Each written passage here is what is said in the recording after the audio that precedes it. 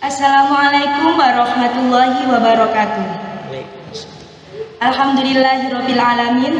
Pada kesempatan kali ini kita akan mewawancarai seorang putri dari tokoh Nahdlatul Ulama.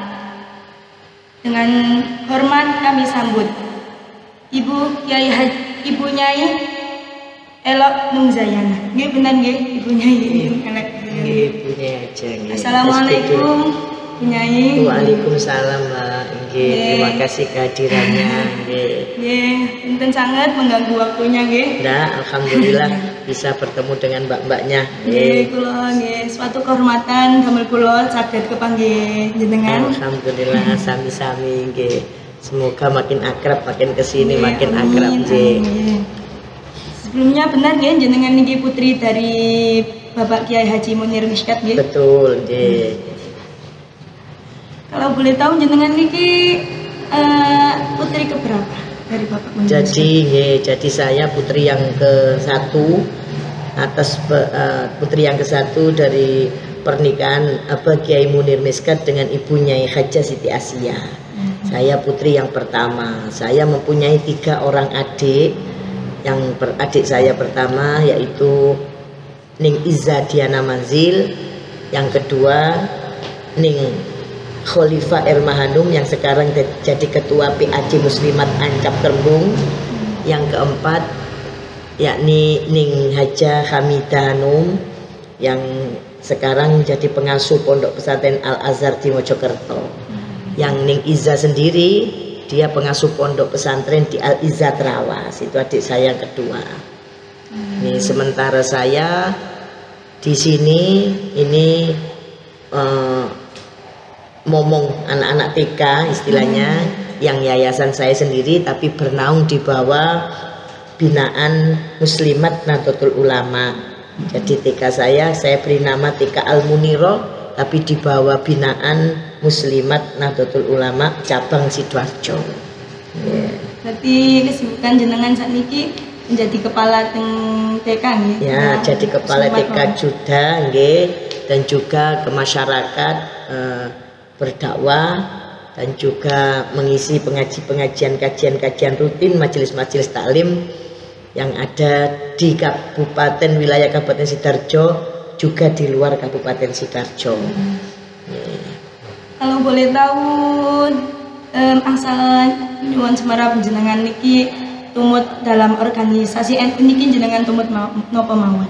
Jadi ketika di NU saat itu saya tahun 94-95 itu saya jadi ketua Fatayat Ancap Kerembung.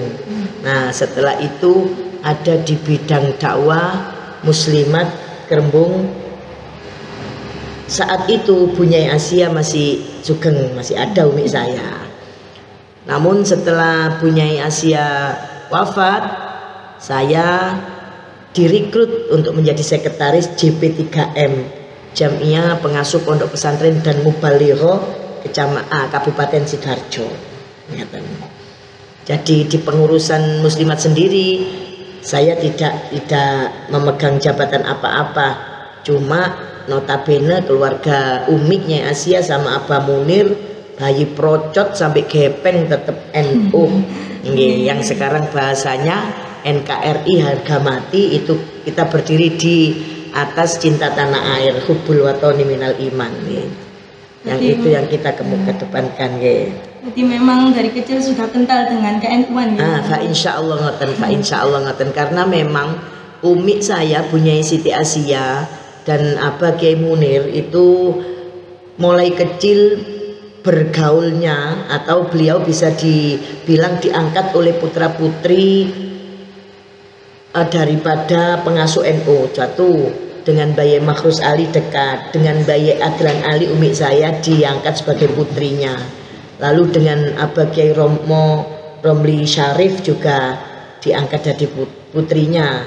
Karena saat itu memang tidak ada mubaligho kecil, terutama yang dari NU, selain Ibu Nyai Hajah Siti Asia dari umur 6 tahun beliau sudah berkiprah menjadi daiyah. Sejak umur 6 tahun sampai wafat beliau berusia 69, hampir 70 tahun wafatnya. Kalau abah saya sendiri wafatnya umur 57-59. Beliau kelahiran tahun 1940, lalu wafatnya 1993. Kalau umi saya sendiri lahirnya tahun 1946, wafatnya tahun 2014 wafatnya. Baru 8 tahun wafatnya. Menawi asal tanglet niku pendidikan terakhir, riwayat pendidikan jenengan. Kalau saya mulai dari TK di TK Perwanida Kerembung sini, lalu di MI sejak usia 7 tahun, itu berarti tahun 76. Setelah di MI saya lulus, melanjutkan ke Sanawiyah Mambaul Ma'arif Awang-Awang Mojosari. Itu sudah tahun 87, 89, 88, 89, 3 tahun. 90 sudah ke 89 sudah ke Tambak Beras saya di SMA, tapi yang saya ambil SMA. Ketika itu Gus Hasib Abdul Wahab yang kepala SMA-nya Gus Hasib itu. Setelah lulus dari Tambak Beras, saya ke Langitan untuk memperdalam ilmu agama di Mbayai Fakih Al-Maghfurlah. Di sana tidak lama, sekitar 2-3 tahun. Setelah berumah tangga, alhamdulillah bisa meneruskan kiprahnya orang tua untuk masalah Khalil Ummah yang bisa saya sampaikan sedikit dari ilmu yang dapat dari pondok. Maka saya di masyarakat ditunjuk atau dimintai tolong sebagai tokoh masyarakat yang bisa memberikan wawasan atau istilahnya ceramah di acara-acara yang memang sudah memasyarakat, contohnya di acara Walimatul Khitan, di acara mantenan, di acara Maulid Nabi dan lain sebagainya. Dan saya sendiri memegang rutin yang dulu diamanatkan oleh Al-Maghfurlah umi saya, itu setiap Jumat Legi manakib kubro dari ibu-ibu muslimat sekecamatan yang hadir setiap Jumat Legi. Adapun selain Jumat Legi, hari-hari Jumat biasa itu badal asar, meneruskan yang dulu diamanatkan oleh Mbak Yaya Makhrus Ali, membaca sholawat nariyah sebanyak 4.444. Itu ya juga kita bersama-sama ibu-ibu yang ada di Desa Kerembung. Alhamdulillah sangat. Berarti perjuangan mulai dari Bapak Kiai Haji Miskat niki wau, Bapak Kiai Haji Munir, Bapak Kiai Haji Munir niki wau mboten sampai terputus nggih, sampai anaknya. Alhamdulillah. Jadi semuanya berkiprah. Alhamdulillah. Nahdlatul Ulama. Nggih, Nahdlatul Ulama begitu ngaten nggih. Saat itu tahun 1995 menawi mboten lepat, itu umi saya menerima rencana dari NU, penghargaan dari NU apa itu tulisannya NU Award. Nah, dia di expo sana. Jadi umi saya mendapatkan penghargaan rencana karena apa? Karena memang daiyah mulai kecil dan tidak pernah lengser dari kegiatannya ngurip-ngurip NU istilahnya ngoten. Nggih. Perjuangan NU. Sedikit saged nawan ceritakan riwayat hidup dari Bapak Kiai Haji Munir Miskat niki wau. Ya, jadi gini, abah saya kecil lahir di Pasuruan. Setelah menginjak sanawiyah atau tingkat SMP sederajat namun tidak ada sekolah formal istilahnya mu'alimin, beliau menimba ilmu di Solo, di Kartosuro Solo. Beliau satu kelas dengan Al-Maghfurlah Romo Kiai Maksum Tanggulangin, itu satu liting dengan abah saya di Solo. Saat itu mondok sekitar 12 tahun. Setelah 12 tahun abah wangsul lalu menikah dengan umi. Tapi meskipun belum menikah, abah sudah banyak memberikan pencerahan ilmu juga, mengamalkan ilmunya di masjid-masjid, di majelis taklim yang dulu memang bukan undangan besar ya. Kalau dulu itu istilahnya ya mengisi rutinan. Dan dulu ketika sudah berdakwahnya itu duet kadang-kadang sama Pak Yasin, Pak Yasin Yusuf Blitar itu legendaris dulu itu, juga bersama-sama umi saya. Karena sering-sering bertemu di panggung dakwah, maka terjadilah pernikahan. Umi saya sebagai bunyainya, abah saya yang sebagai pak yainya. Jadi mubalek dan mubaligho istilahnya begitu. Alhamdulillah putri-putri yang dilahirkan juga insya Allah anfa'uhum li NU, jadi bisa memberikan manfaat kepada NU ya meskipun tidak maksimal. Artinya kan secara organisasi, secara kultur NU kan memang sudah punya pengurus dan lain sebagainya, tapi kita tetap pecinta NU, tak pantang, tak pernah mundur dimanapun, di kesempatan apapun kita tetap gembar-gemborkan yang namanya Jamiah NU, baik itu Istighosa, Tibaiyah, Lailatul Ijtima, Khutmil Quran dan yang lain-lainnya. Selalu mengabdikan diri gitu. Betul, jangan sampai tidak. Katanya umi saya dulu gini semboyannya, dadi masih penyet koyok kipas tetap NU, dadi masih penyet kayak kipas, tipis kayak kipas tapi tetap NU.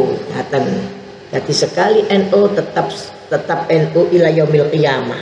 Karena di tubuh NU yang tidak bisa terlupakan, kata Al-Maghfurlah abah saya, itu ulama-ulamanya NU itu nanti bisa menjadi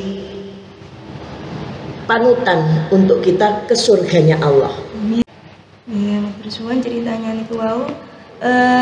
Sedikit cerita selama beliau masih hidup yang terkenang di ingatan jenengan. Sedikit cerita. Jadi sedikit cerita kalau tentang abah saya itu hanya bilang, sakpirai ilmumu, jika engkau disuruh orang untuk mengamalkan maka kamu harus mau. Maka fa insya Allah ilmu yang didapatkan akan mendapat barokah karena wasilah para ulama aulia, ulama-ulama NU. Terakhir kesan dan pesan untuk para generasi NU kedepannya. Kedepannya satu, mulai sekarang jangan sibukkan untuk kepentingan diri sendiri, maka sibukkanlah ketika ada kepentingan NU. Contoh berkiprah di Fatayah, di Muslimat, kita tidak mengambil bagian untuk jadi leadernya atau untuk jadi pengurusnya, tidak. Kita ikut hadir menyemarakkan, itu saja sudah dikatakan cinta NU. Itu satu. Jangan pernah menyibukkan diri sendiri kalau bukan karena NU.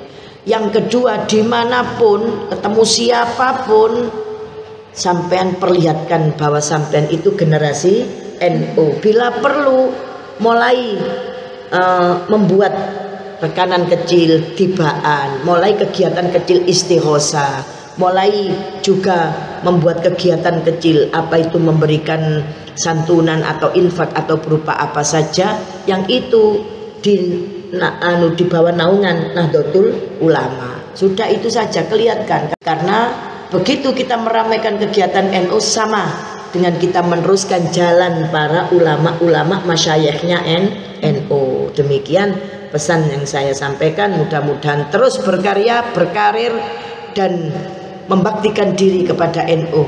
Jangan bilang aku di NU oleh apa, tidak, tapi aku harus terjun. Aku kiwai NU, aku harus mempesankan NU. Jangan kepingin dapat apa-apa dari NU, tapi berikan diri kita untuk NU, perhatian kita untuk NU, hati kita untuk NU. Makatan matur nuwun sangat. Assalamualaikum warahmatullahi wabarakatuh. Waalaikumsalam warahmatullahi wabarakatuh. Terima kasih untuk Ibu Nyai Elok nggih. Matur suwun sangat mengganggu menyita waktunya. Betul, alhamdulillah nggih. Ya, meskipun sedikit, mudah-mudahan bermanfaat yang diberikan nggih. Sekian yang dapat saya sampaikan. Maaf apabila ada kekurangan dalam penuturan kata. Wassalamualaikum warahmatullahi wabarakatuh. Waalaikumsalam warahmatullahi wabarakatuh.